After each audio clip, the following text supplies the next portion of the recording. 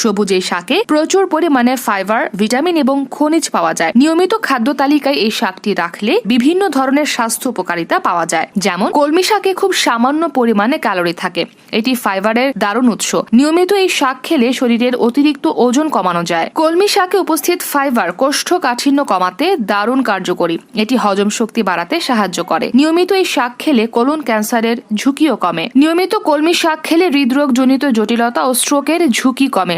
এতে থাকা ফাইবার অতিরিক্ত কোলেস্টেরল কমায়। শরীরে আয়রনের ঘাটতি পূরণ করতে সাহায্য করে কলমি শাক। এতে থাকা আয়রন থাইরয়েডের কার্যকারিতা ঠিক রাখে।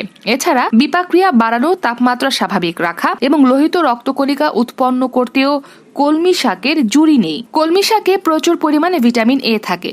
নিয়মিত এই শাক খেলে দৃষ্টিশক্তি উন্নত হয়। চোখের সুরক্ষায় গুরুত্বপূর্ণ ভূমিকা রাখে শাক। বিশেষ করে চোখের রেটিনা ও লেন্সকে সুরক্ষিত রাখতে সাহায্য করে। লাং ক্যান্সার, ব্রেস্ট ক্যান্সারের সম্ভাবনা কমায় শাক। সবার প্রিয় পালং শাকের স্বাদ আর গুণও অনেক। এই শাক দেয় দেহে এনার্জি। এতে রয়েছে